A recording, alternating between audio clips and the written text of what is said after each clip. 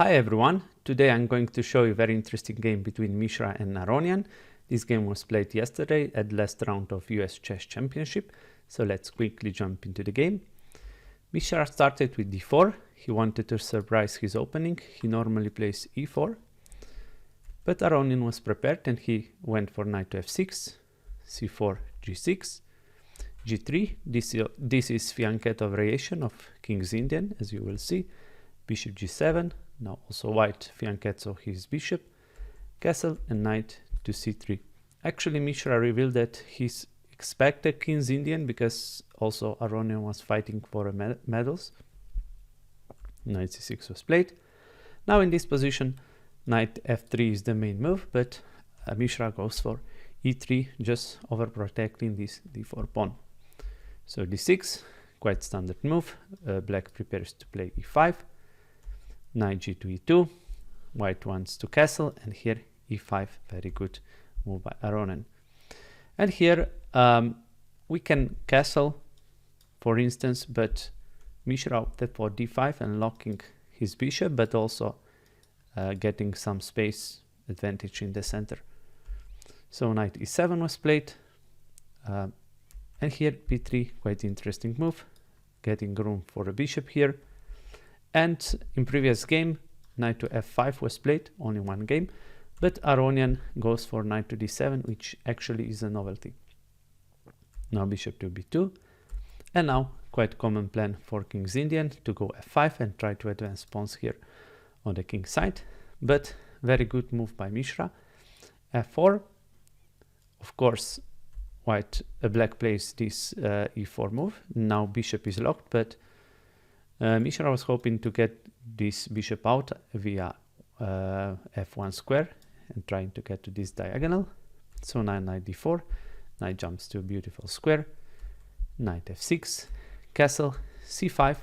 Yes, here knight cannot retreat. This is actually best move to take en passant. Sorry, like this. bc6, and now queen to d2. White connects the rooks. So a6.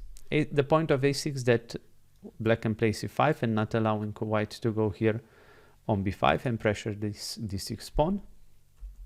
But now just rook f to d1, and white has great pressure here on the d file, and yeah, black will have to wait to start his counterattack here on the king side, because the pressure is too huge here on d file. Queen to c7 was played. Let's also consider this move. If black plays c5, we can place the knight back to e2, and now knight e8, but now just g4, and we will try to push like this. Of course, if black takes, now we can just take here on e4, and white is better. But after queen to c7, knight d2 e2 was played, rook d8, and another great move by Mishra, c5. And when if black takes, then knight will have a great space here. Also, yeah, the threat was that black will play c5 and white will lack some space and squares for his two knights. So amazing move, c5, and in this position knight to e5 was played. Let's also consider this d5 move, but now just knight a4, and knight is coming here, other knight is coming to d4. So that would be very beautiful for white, of course. So knight e8 was played. Now knight goes to a4, bishop takes, queen takes, but now also notice, yes, those black has also lost this quite important bishop, and king will be in trouble. Knight d5, now queen to c1, we have to protect this pawn on e3, knight e to f6, and here knight d4 is very good move. Knight g4, and again quite amazing move, not caring about this pawn, just knight b6. Black has to take the knight, cb6, queen takes, and after this h3 Aronian made a mistake by returning knight to f6. Here in this position black has a very beautiful move, this one c5, and if we take a knight, cd, rook takes. Now bishop e6, we can play g5, but it's still quite hard to win this position, although white is better. But after knight to f6, of course, Mishra took here on c6, queen takes, knight takes, rook d7, rook goes to open file, of course on c5, so quite obvious move. Bishop to b7, and now knight to a5. Yes, of course, we shouldn't trade this beautiful knight, because knight will go to d4 soon. d5, yes, in this position maybe bishop to d5 was better, and after bishop to f1, bishop f7 and king to f2. But after d5, white anyway plays bishop to f1, and yeah, the threat maybe someday is if rook moves here, then we can take a bishop and take on a6.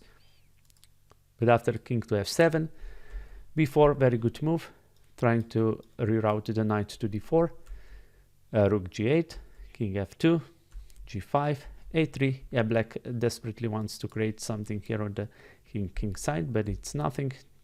Pawn takes, rook g6, knight goes to b3, rook h6, knight goes to this beautiful square on d4. So very strategically nice played game. Also notice that this pawn is under attack.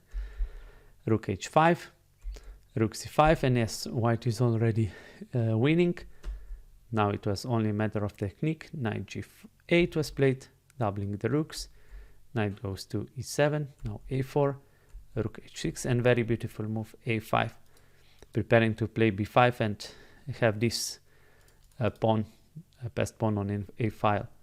King f8, now just b5, takes, bishop takes, rook d6, rook c7, and yes, rook enters here on a7 rank, attacking bishop, bishop a6. Now Mishra took the bishop. Also possible is to take here the knight, and after king takes, we have this beautiful knight to f5, picking up either this rook or this rook. But bishop a6, now rook takes, and after rook to b1, actually Aronian resigned. Let's see how game could continue. Black can take this pawn on a5, but now just check on b8, king f7, we can take a knight, king takes, and knight takes here on f5, and we will pick this rook like this, and yeah, white is a piece up and has totally winning position. So beautiful game played by Mishra. Now I think his live rating is 26-16, so amazing. In the junior list, he's I think the number 15, and he's only 14 years old, and he still has like 13 months to break the 2700 rating. To make a record, being youngest player to break 2700 record, and he said he would try to do it. So congratulations to him, and thank you guys for watching this video as always, and please like, share and subscribe, and I'll see you soon in the next video. Bye.